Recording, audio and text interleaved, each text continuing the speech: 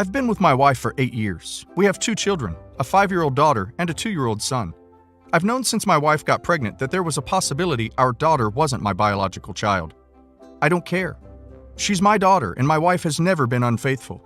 However, I don't want to know if she is or she isn't biologically related to me, and I've never wanted to know. Edit to include the full story, as people are assuming she cheated. My wife and I were together for around 2 years when we had a fight and broke up. We were broken up for 3 months, during which we both slept with other people, and then we got back together. After approximately 2 months of being back together, my wife found out she was pregnant. We knew there was a possibility of one other man being the biological father, and it was a toss-up between me and him. But it was more likely to be mine. My wife was honest with me that she'd slept with other people when we got back together, and I was equally honest. And the window of conception for our daughter was just large enough we couldn't say for sure if she was conceived when we were together or apart. And while she offered to get our daughter tested, I didn't want to know. My entire family were aware we broke up and got back together. Visibly, she looks like her mother. Same dark hair, same dimples, same bone structure. And I see bits of myself in her too, mainly in her mannerisms, with the only part that doesn't match up being her eyes, which are brown, while mine are green and my wife's are blue. Meanwhile, my son, with his green eyes, blonde hair, and bone structure, looks like I cloned him myself, and looks very different to his dark-haired, dark-eyed sister. My mother has noticed and remarks on it often. This really gets my wife's hackles up, both because of the reality behind that, which my mother is unaware of, and because she and my mother have clashed a few times in the past. They are very different people, and their personalities just don't mix. Then, a few months ago, my wife's sister and my best friend, they're married, got into a car accident. They were in the hospital with one of their 3 kids, while the other 2 were home alone, so we asked my mother to watch our kids while we helped them out. Our kids were with her and my dad for about 5 hours. Last week, Mom came over and said she had something important to tell me. When she had my daughter unsupervised, she did one of those DNA test kits on my daughter, comparing it to her own DNA, which she apparently ordered months ago for this exact purpose and was waiting to use it.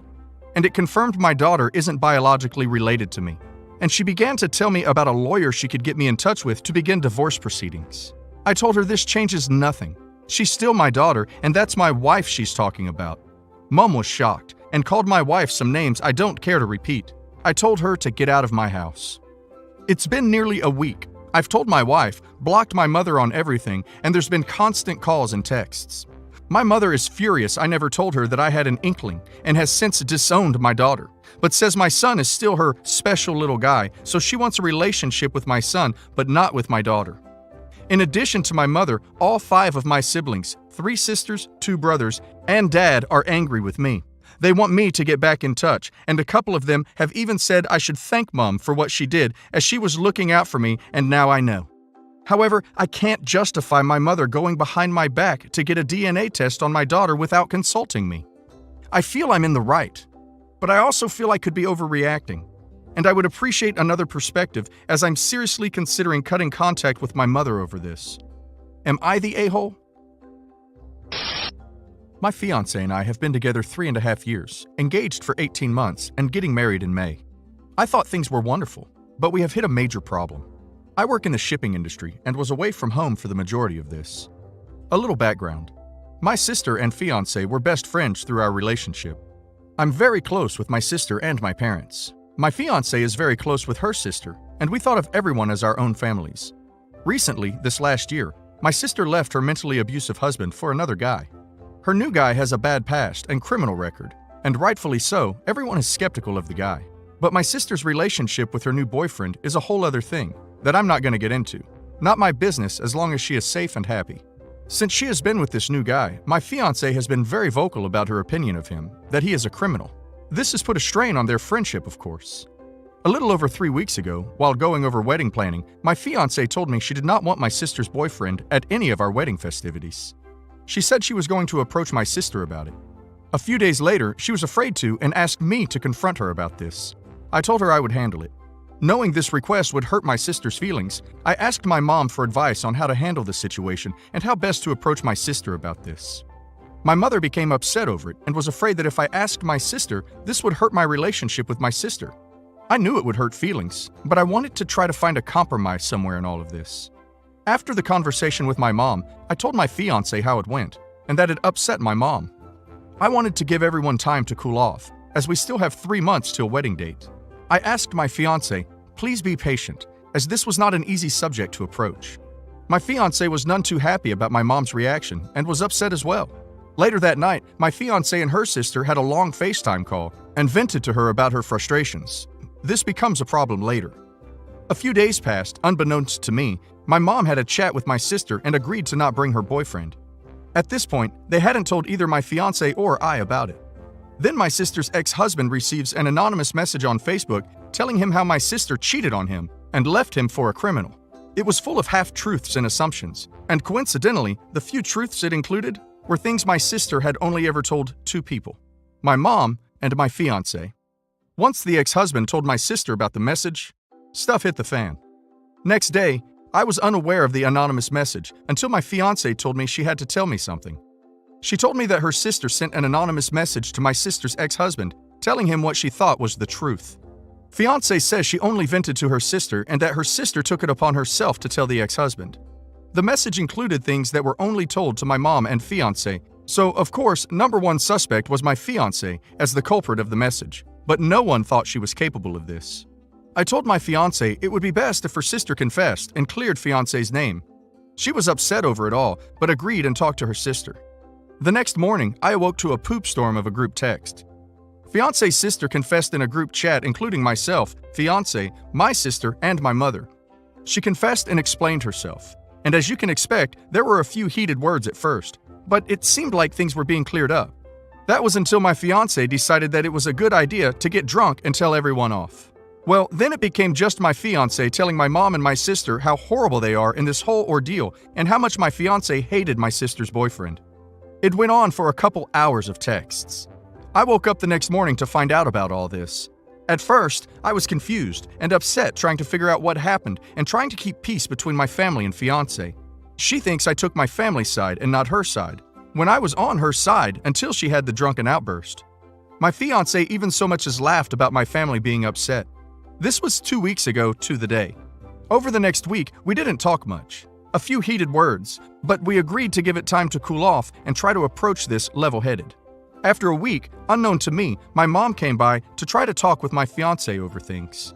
Fiancé was in driveway leaving for work when my mom came by and told her she couldn't talk right then. Later that night, fiancé sent an angry barrage of texts to my mom blaming my mom for everything. I have a sneaking suspicion that fiancé was drunk again during this. As I work on ships, I was out of town. I had gotten off work early specifically to come home and work things out, as it's difficult to do these things while away for so long. This was 11 days after the anonymous message, and I was at the airport on my way home. At this point, I thought things were calming down and we might be able to talk about it calmly. I received several texts from fiancé about how she refused to pick me up at the airport and wanted to stay in the guest bedroom when I got home. My parents ended up picking me up at the airport. That was when I found out about the angry texts fiancé had sent my mom the night before. I arrived home and had a sit-down chat with fiancé finally 3 days ago. From what she says, she has no regret and refuses to apologize for the way she acted. She sincerely thinks that her sister was in the right sending the anonymous message. We both agreed to stop talking about it for the day, before one of us gets too upset and prevent it from turning into a yelling match. It's been 3 days and we've hardly spoken to each other in the house. Myself, I can't stand by and let someone intentionally hurt my family. I have talked with my family about it. They are willing to give fiancé another chance on my behalf. My fiancé says she refuses to be anywhere near my family and thinks I have chosen their side, while I've been trying to keep peace between everyone. Well, first off, I'd like to thank each and everyone that replied to my original post. A couple of the replies were a little harsh, but looking back, that is exactly what I needed to hear. I broke up with my fiancé almost 2 weeks ago, and when we sat down to talk, she was still adamant that what her sister did was the right thing and didn't care that it hurt my family. She didn't apologize, showed no remorse or any sort of sign that she would be willing to work with me on this. This left me with no choice but to break up with her. The first couple of days were quiet, a lot of crying and sleeping in different rooms, no arguing or fighting. Then she went to stay at a friend's house 2 days later, and that is when things got bad. She would purposely come back to the house only when I wasn't there and bring her sister with her. Took a few more things from the house than we agreed upon, and her sister decided my couch was a great place to change a dirty diaper for her baby, including leaving a leaking diaper on the couch for me to find. Then the next few days started a smear campaign on social media and lies told to friends. Myself, I've stayed quiet on the social media regarding the breakup and keeping my distance, trying to let things cool down. I have now blocked my now ex-fiancée on every platform, including emails, as it was nothing but her trying to drag me into an argument that would go nowhere. I'm 23 male. I've known I was adopted all along. For whatever reason, I became obsessed with learning more about my birth parents at age 13. I was told all my life that my parents met both of my birth parents before I was officially adopted. My mom was white from South America, and my dad was white from Italy. They specified these two locations to explain why I had tanned skin. As I was growing up, certain things about my physical makeup made me more curious about my birth parents. My hair was kept short as a kid, but as a teen, I wanted to experiment. I grew it out, and it grew out curly.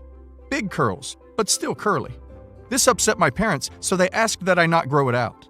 When I moved away for college, I began to let it grow again. I met my girlfriend in school. She is Black American, so she also helped me care for it.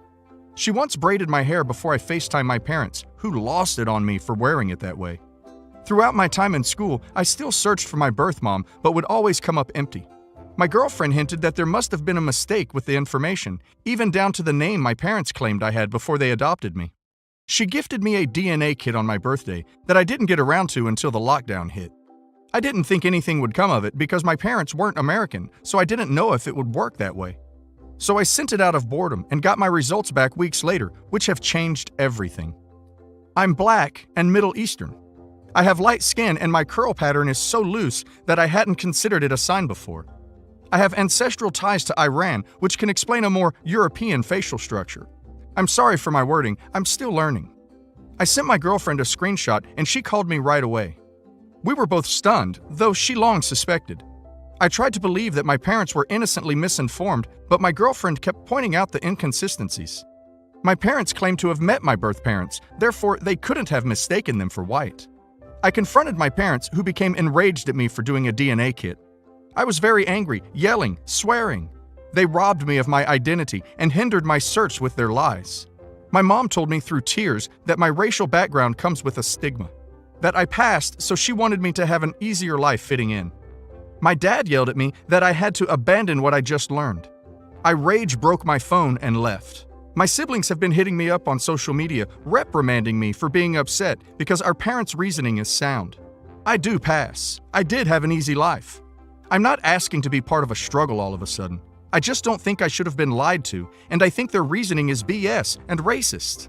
I'm just supposed to act like 10 years of me searching with the wrong info isn't that big of a deal?